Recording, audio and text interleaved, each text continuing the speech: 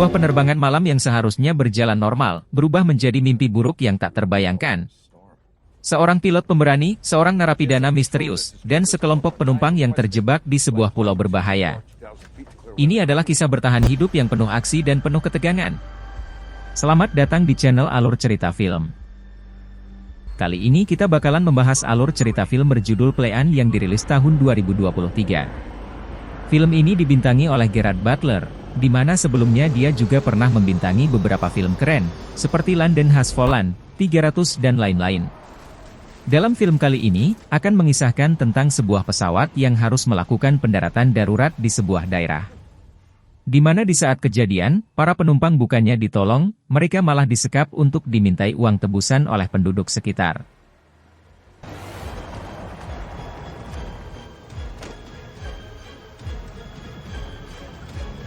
Tanpa berlama-lama lagi, ini dia. Plane. Film akan diawali dengan diperlihatkannya tokoh utama bernama Brody Torrance. Biar lebih singkat, kita panggil namanya dengan Brody. Brody adalah seorang kapten pilot. Dia terlihat sedang melakukan video call bersama dengan putri tercintanya bernama Daniela, di mana Daniela saat ini sedang berada di Hawaii. Pengalaman yang dia miliki, dapat dilihat dalam suatu kejadian saat ia mencoba menghentikan seorang penumpang yang sedang marah-marah. Brody saat ini bertugas di Singapura. Dan akan menerbangkan pesawat dari Singapura menuju Hawaii. Pesawat yang akan menuju Hawaii ini berisi 14 orang penumpang. Tapi ada satu penumpang rahasia, yaitu seorang polisi yang membawa seorang kriminal bernama Gasper. Ia didakwa karena pembunuhan dan akan dipindahkan.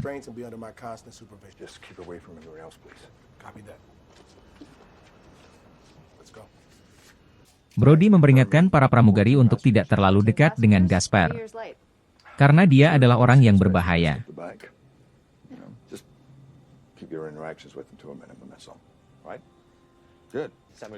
Dalam penerbangannya, Brody kali ini ditemani seorang kopilot bernama Samuel Dele. Sebelum berangkat, Brody agak khawatir karena rute penerbangan yang akan ia lewati tidak mendukung. Hal ini disebabkan cuaca yang sedang buruk. Brody menyarankan ke pihak pusat untuk lewat rute lain agar lebih aman. Tapi pihak pusat mengatakan bahwa mereka harus mempersingkat waktu penerbangan. Setelah percakapan tersebut, pesawat pun akhirnya harus tetap menggunakan jalur awal. Dalam awal penerbangan ini, pesawat terbang tanpa kendala sama sekali. Namun, hanya beberapa menit lepas landas, cuaca tiba-tiba sudah semakin memburuk. Hal ini membuat semua penumpang panik. Akibat dari cuaca buruk, pesawat kena sambaran petir yang membuat sistem elektronik mati. Kerusakan mencakup navigasi, sistem komunikasi dan yang lainnya. Karena hal ini, pesawat yang dipiloti Brody pun terbang tanpa arah, ketinggian pesawat pun menjadi terlalu tinggi, dan Brody pun harus membawanya untuk terbang lebih rendah lagi agar bisa kembali ke posisi awal dan pesawat bisa melihat dengan jelas.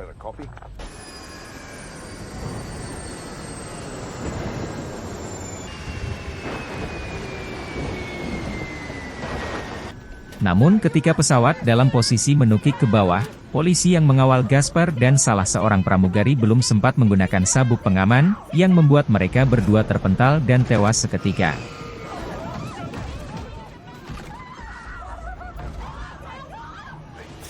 Dalam situasi ini, Brody tidak ada pilihan lain selain mendarat darurat di laut, tapi beruntung tak jauh dari pesawat ada pulau yang bisa dipakai untuk pendaratan darurat.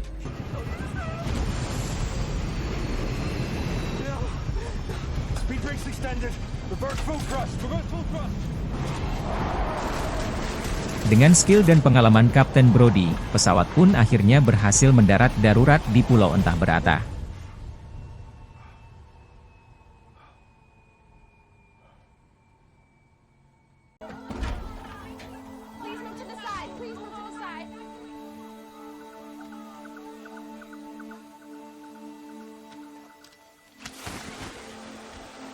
Di tempat lain, berkat bantuan pihak Bandara Manila, yang sempat melihat radar sebelum pesawat mendarat darurat, maskapai segera melakukan pencarian pesawat dan ternyata pesawat terjatuh di Filipina.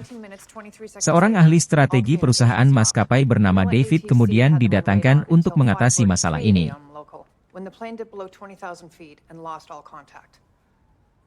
Di lokasi mendarat darurat pesawat, Brody mencoba untuk menenangkan para penumpang. Dia kemudian meminta maaf atas kejadian ini. Brody pun berjanji akan bertanggung jawab secara penuh kepada semua penumpangnya yang panik karena mereka terjebak di tempat yang tak mereka ketahui. Brody menyuruh para penumpang untuk menghemat makanan dan minuman, karena mereka belum tahu apakah pihak bandara mengetahui lokasi jatuhnya pesawat yang mereka tumpangi. Right, once the plane cools down, we're going to get back on there, we're going to get our things, get some water, and we're going to figure out what we're going to do. Brody kemudian mengecek kerusakan pesawat, apakah masih bisa diperbaiki atau tidak. This is what happens when a 40-amp fuse gets hit with enough juice.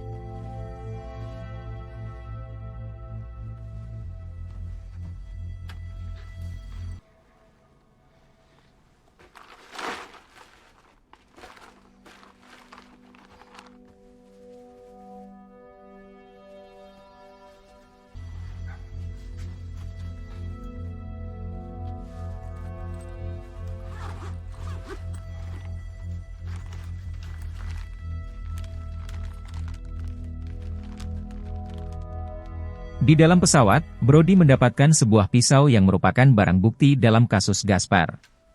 Dia juga menemukan sebuah pistol dari tubuh polisi yang mengawal Gaspar.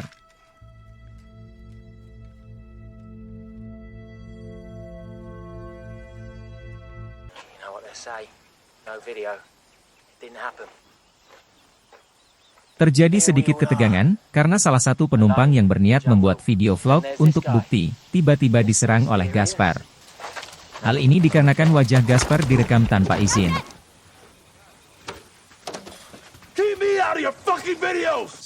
Brody dan Dele sedang mencari tahu kemungkinan lokasi mereka. Ternyata jika dilihat, kemungkinan mereka sedang berada di salah satu pulau di Filipina, yang dimana di pulau tersebut tidak ada sistem pemerintahan maupun polisi. Sehingga pulau tersebut penduduknya merupakan kriminal semua.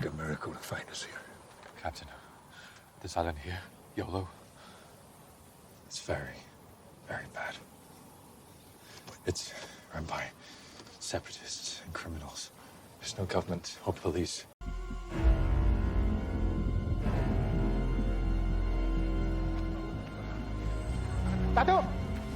Dan benar saja, di sisi lain seseorang penduduk sedang berlari untuk menemui ketua teroris bernama Datu Junmar. Ini dia orangnya.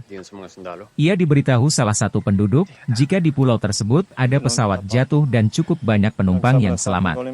Penduduk tersebut pun segera pergi meninggalkan lokasi mereka, namun sebelum itu, Datu pun memberikan imbalan berupa uang kepada penduduk yang melaporkan kejadian pesawat yang mendarat darurat tersebut. Datu pun segera memerintahkan anak buahnya untuk segera menemulak lokasi pesawat tersebut. Kembali ke lokasi pesawat, Brody merasa tak memiliki pilihan lain. Brody pun akhirnya memutuskan untuk pergi mengitari pulau, berharap bisa menemukan alat komunikasi.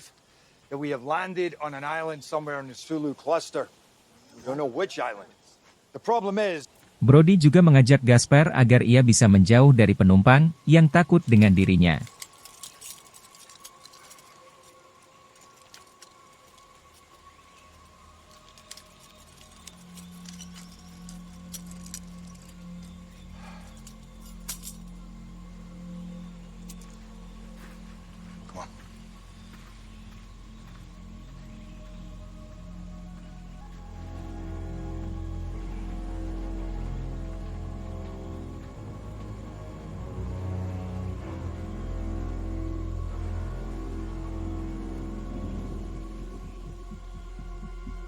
Sementara Frody dan Gaspar masih dalam perjalanan mencari bantuan.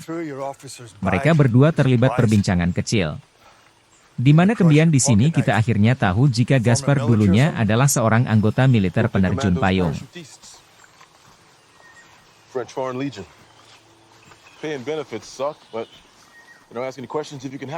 Namun tanpa Brody sadari ternyata Gaspar pun berhasil kabur.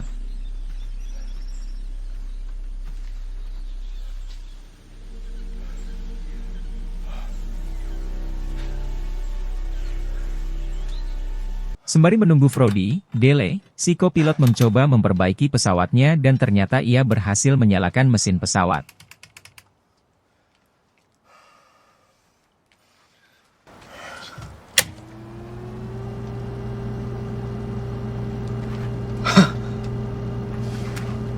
Holy shit. Singkat waktu Brody menemukan sebuah bangunan.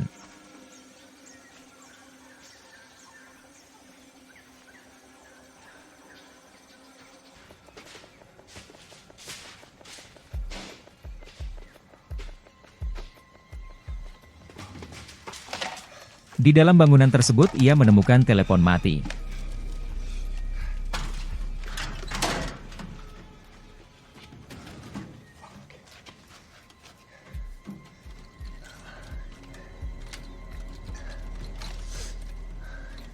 Namun dengan keahliannya saat menjadi tentara, Brody memperbaiki teleponnya hingga akhirnya berhasil dan dapat digunakan kembali.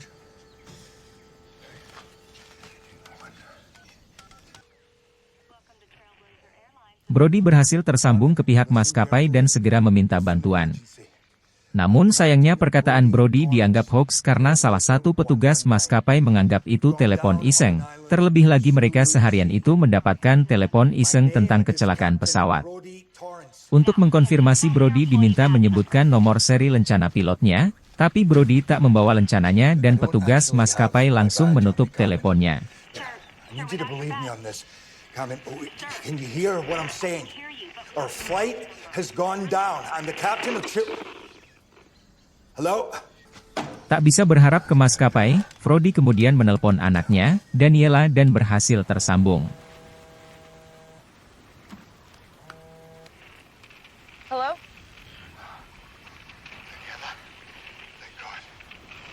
Brody segera menyebutkan lokasi pesawat terjatuh dan menyuruh Daniela memberikan ke pihak maskapai untuk meminta bantuan. Yes, yes. All right, we're on an island somewhere in the Jolo cluster in the Sulu Sea. Yeah, now we have no radio. And I don't know what island we're on. Tapi saat asik mengobrol tiba-tiba Brody diserang anak buah Datu dari belakang. Mau tak mau Brody pun harus melawan teroris tersebut demi bertahan hidup.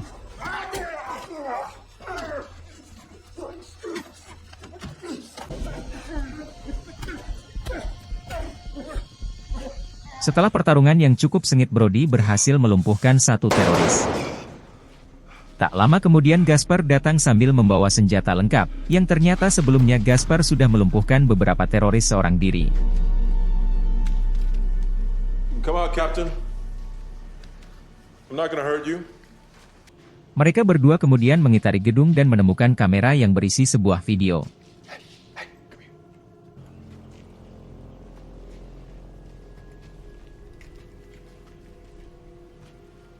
Video itu menunjukkan jika yang menyerang Brody tadi adalah teroris, dan mereka juga menyekap turis untuk minta tebusan.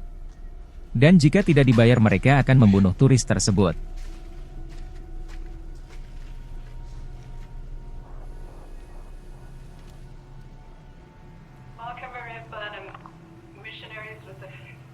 Sadar jika pulau ini berbahaya, Brody dan Gaspar bergegas kembali ke pesawat untuk menyelamatkan para penumpang.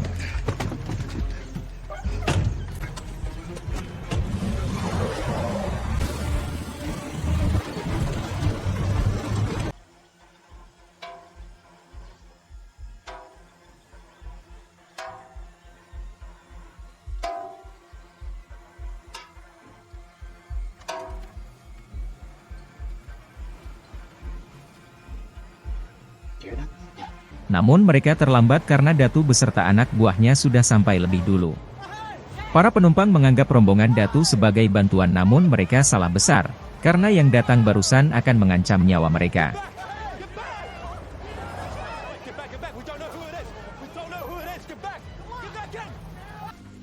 Where is Captain?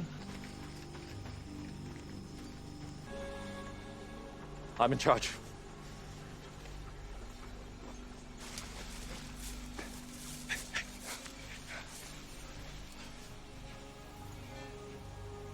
Salah satu penumpang kemudian kepalanya ditebas oleh Datu, disusul satu penumpang lainnya yang hendak kabur ditembak mati oleh adik Datu.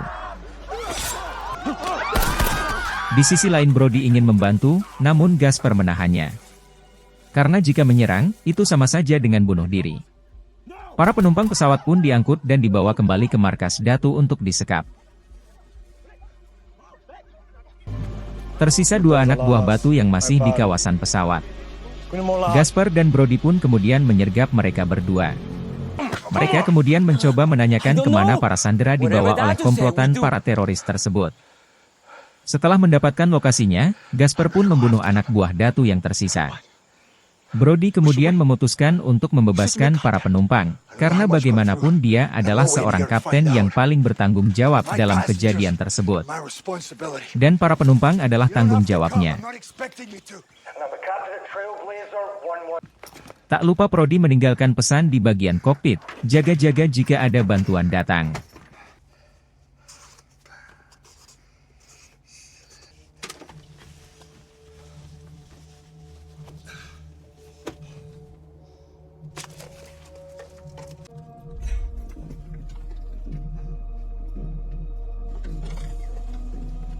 Dengan bantuan Gaspar, Brody pun bergegas ke markas Datu.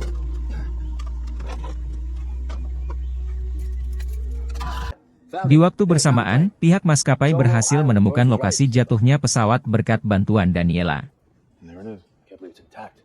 Sending the coordinates to our assets now. They'll drop on site ASAP. Prepping to load now. Should be in air 0900. Please, Marty. Tell me we're going back to Macau. File a flight plan from Manila. We'll see how things shake out. Maskapai memutuskan untuk mengirim tentara bayaran untuk menyelamatkan para penumpang. Karena pihak pemerintah Filipina tidak mau membantu. Terlebih lagi, pihak berwenang Filipina sudah tidak mau pergi ke pulau tersebut, karena pulau tersebut merupakan daerah kekuasaan para teroris komplotan Datu CS. Para penumpang yang menjadi sandera direkam, dengan tujuan untuk meminta tebusan ke negara mereka masing-masing.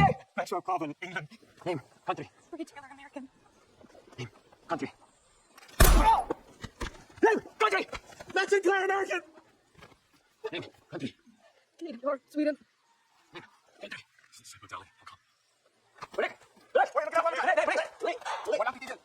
Singkat waktu, para tentara bayaran sudah tiba di lokasi. Sambil membawa senjata lengkap dan banyak amunisi untuk jaga-jaga. Rombongan tersebut dipimpin oleh seseorang bernama Selbek. Selbek dibuat kebingungan karena tidak ada orang sama sekali di sekitar pesawat. Beruntung ia berhasil menemukan catatan di cockpit, yang sebelumnya ditinggalkan oleh Brody.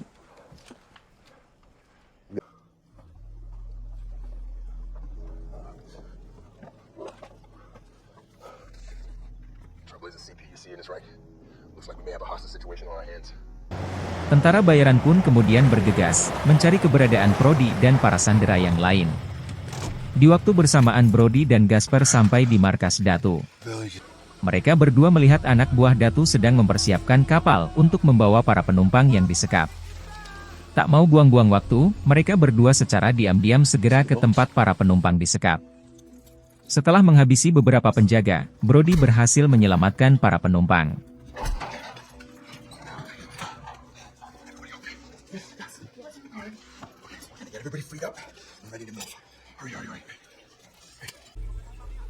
Mereka semua segera kabur dengan menggunakan bis milik Datu. Namun sayang, jalan mereka satu-satunya terhalang oleh penjaga komplotan Datu.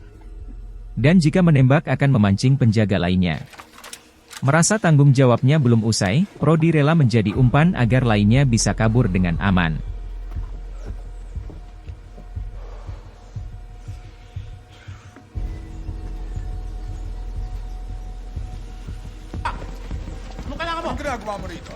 Brody berani melakukan itu karena ia menganggap Datu tidak akan berani membunuhnya, karena uang tebusan. Namun ternyata anggapannya salah. Saat Brody menemui Datu ternyata Datu tidak segan-segan akan membunuhnya.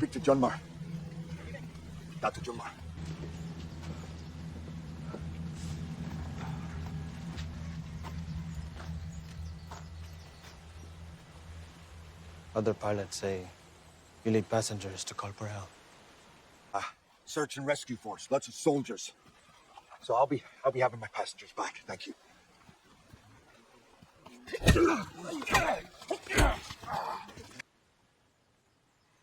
Now they care. Now they pay. Fuck you. Ajan.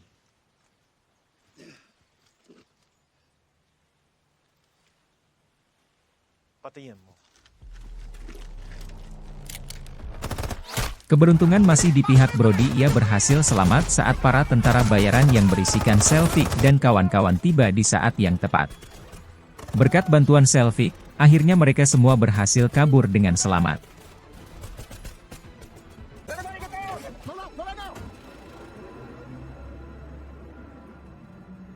Hassan!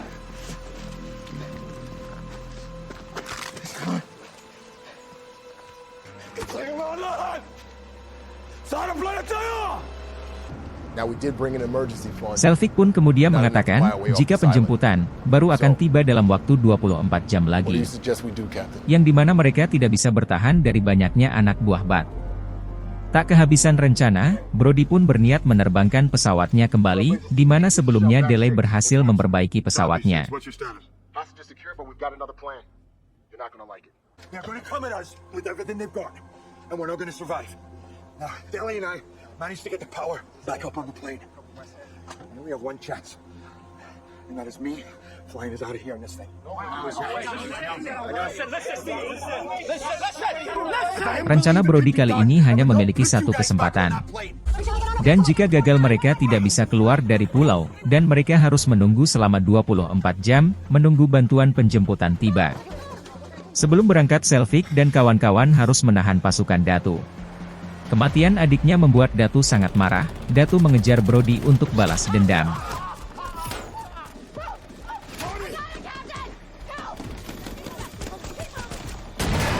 Karena Brody harus memperbaiki rem pesawat terlebih dahulu, terjadilah baku tembak di antara dua pihak.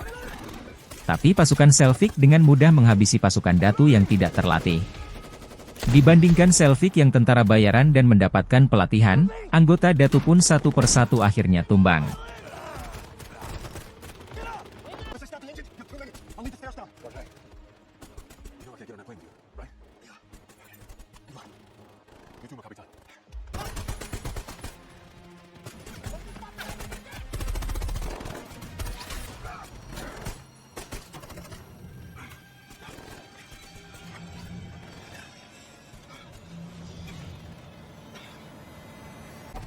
Di tengah baku tembak, tiba-tiba Gaspar kehabisan amunisi. Gaspar pun berniat mengambil peluru.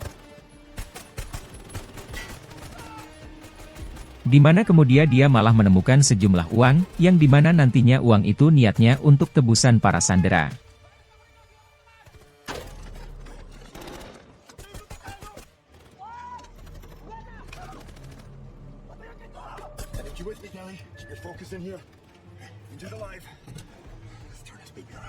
Setelah beberapa kali mencoba, akhirnya Brody berhasil menyala mesin pesawat. Dia kemudian meminta David untuk mengarahkan penerbangan, hal ini dikarenakan sistem navigasi pesawat yang tidak dapat berfungsi dengan baik. Rombongan tentara bayaran pun segera menyusul, mereka mencoba untuk masuk ke dalam pesawat sembari menembaki anak buah Batu yang masih tersisa. Sedangkan Gaspar sendiri tidak ikut masuk dan lebih memilih kabur. Gaspar pun membawa uang tebusan yang sebelumnya dia lihat di saat ingin mencari amunisi. Karena bagaimanapun juga, jika Gaspar kembali ke dalam pesawat, dia akan tetap di penjara.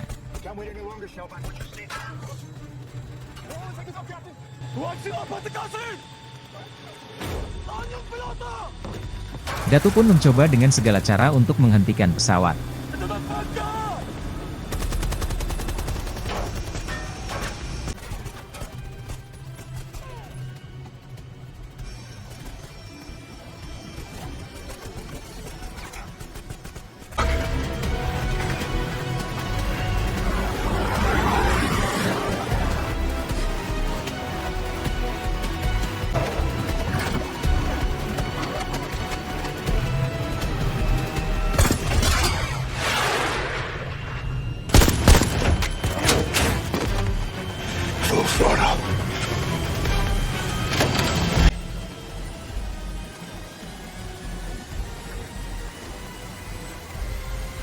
Sampai akhirnya Datu Peu terbunuh saat roda pesawat dengan kuat mementalkan tubuhnya. Setelah berhasil menerbangkan pesawat, mereka belum sepenuhnya berhasil.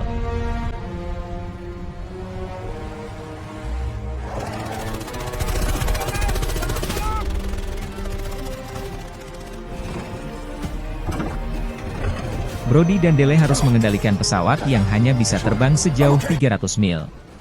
Dengan batuan arahan dari pusat kontrol, Brody dan Dele harus menerbangkan pesawat yang sudah mengalami kerusakan berat, di mana mesin bagian kirinya pesawat sudah rusak karena tertembak oleh komplotan para teroris yang dipimpin Datu Sebemunya. Lost right engine. Shut it down now. Shut it down too.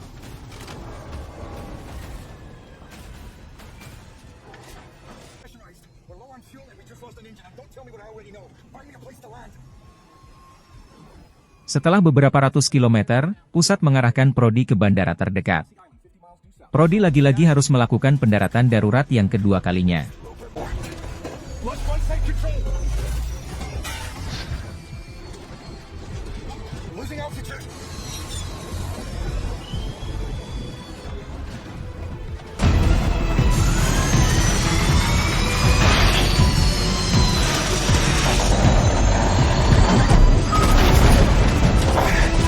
Skill yang tidak usah diragukan lagi, dengan kerjasama antara Brody dan si kopilot Dele, akhirnya mereka berhasil mendarat darurat dengan selamat.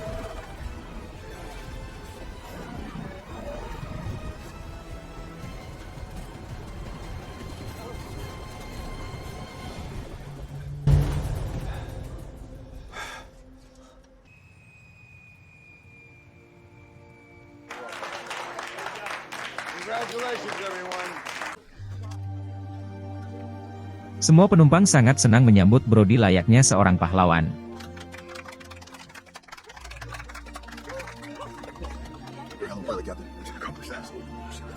Let's keep moving, everybody. Come on, man.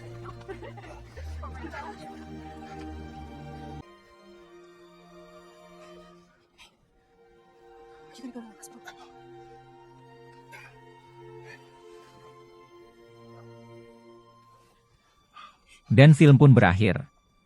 Nah, itulah guys alur cerita film Plane 2023 yang dibintangi Gerard Butler. Semoga teman-teman sekalian terhibur. Untuk pengalaman lebih baik, Onal sarankan kalian untuk menonton film dengan durasi fullnya. Sampai jumpa di alur cerita film selanjutnya di channel ini.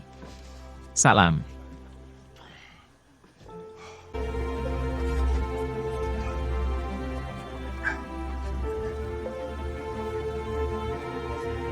It's me. Coming home. Yeah. Yeah, you're right. Maybe a little bit late.